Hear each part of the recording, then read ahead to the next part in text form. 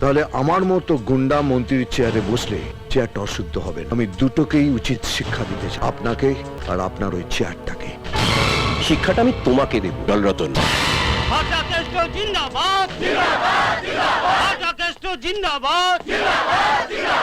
স্রেফ 7টা দিন।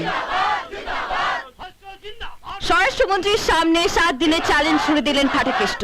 স্বরাষ্ট্রমন্ত্রী কি তাকে এই 7টা দিন দেবেন? আপনারা কার দিকে, স্বরাষ্ট্রমন্ত্রী নাকি ফাটাকেষ্ট?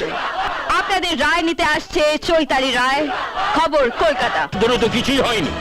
7 দিন দায়িত্বটা অন্য একজনের হাতে দিয়ে দেখাই যাক না কি হয়। এর অভিমত ফাটাকেষ্টকে 7 দিনের জন্য স্বরাষ্ট্রমন্ত্রীর দায়িত্ব দেওয়া হোক। ফাটাকেষ্টর পক্ষে 60%, পক্ষে 40%। যা সর্বনাশ হয়ে আছে, 7 দিনে তো তার চেয়ে বেশি কিছু হবে না। একটা চান্স দেয়া দরকার। গুরু আমাদের লোক, ছবি হিট। ফাটাকেষ্টকে 7 দিনের জন্য স্বরাষ্ট্রমন্ত্রীর দায়িত্ব দেওয়া হোক। পক্ষে 75%, বিপক্ষে 25%। কেষ্ট লোকটা তো ভালোই, দেখা যাক না কি হয়। ভালো লোকের আসল চেহারাটা তো দেখলাম, 7 দিন না হয় একটা খারাপ লোককেই দেখি। ফাটাকেষ্টকে 7 দিনের জন্য স্বরাষ্ট্রমন্ত্রীর দায়িত্ব দেওয়া হোক।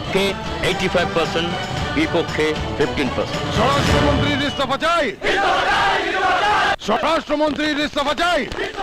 আপনারা কি ওয়াকআউট করছেন? হ্যাঁ, অনেক সহ্য করেছি, আর নয়। রণদেব পালের মতন একটা দুর্নীতি পরায়ণ লোক স্বরাষ্ট্রমন্ত্রীর মতন গুরুত্বপূর্ণ পদে থাকার যোগ্যই না। আমরা চাই একটা ক্লিন গভর্নমেন্ট, সেফ গভর্নমেন্ট। স্বরাষ্ট্রমন্ত্রীর ইস্তফা চাই।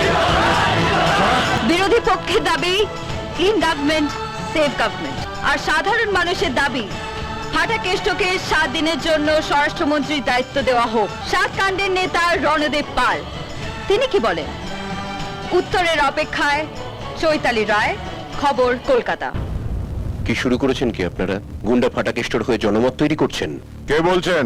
তোমাদের বাঁচার মরা যার হাতে, রণদেব পাল, হোম মিনিস্টার। দেখুন, স্যার, একটা নিউজ চ্যানেলের যা কাজ, আমরা তো সেটাই করছি। তোমাদের কাজ আমি বের করে দেবো। যেটা করছো সেটা বন্ধ না করলে এ শহরে তোমাদের একটাও টাওয়ার থাকবে না। চ্যানেল বাঁচাতে চাইলে আমার বদনাম নয়, গুণগান করো। হোম মিনিস্টারের ফোন ছিল। কি বললেন? তুমি যা করছো তা বন্ধ না করলে এই শহরে আমাদের একটা টাওয়ারও থাকবে না। তাই চ্যানেল বাঁচাতে চাইলে ওর বদনাম নয়, আমরা যেন ওর গুণগানই করি। কাকে ফোন করছো? হ্যালো, হোম মিনিস্টারকে দিন, চৈতালি রায়, খবর কলকাতা। চৈতি দাদা, কি বলেছেন আপনি?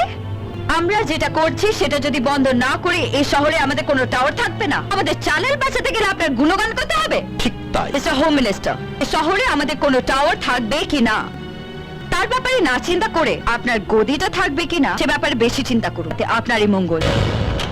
ফাটাকেষ্ট দেখছি মিডিয়াকে ভালোই হাত করেছে। রতন দাদা, দুর্জয়কে ফোন লাগা। আচ্ছা, এটা একটু বাড়াবাড়ি হয়ে যাচ্ছে। রাজনীতির সঙ্গে লড়াই করা সাংবাদিকদের কাজ নয়, বরং রাজনীতির গুণগান করাই সাংবাদিকদের কাজ। সাংবাদিকতার এই চ্যাপ্টারটা আমার পড়া নেই। আমার কাছে সাংবাদিকতা একটা লড়াই, আর আমি সেই লড়াইটাই লড়তে চাই। তোমার এই লড়াইয়ে তুমি কাউকেই পাশে পাবে না চৈতি, আমাকেও নয়। আমার ফ্যামিলি আছে চৈতি, আর যদি আমার কিছু হয়ে যায়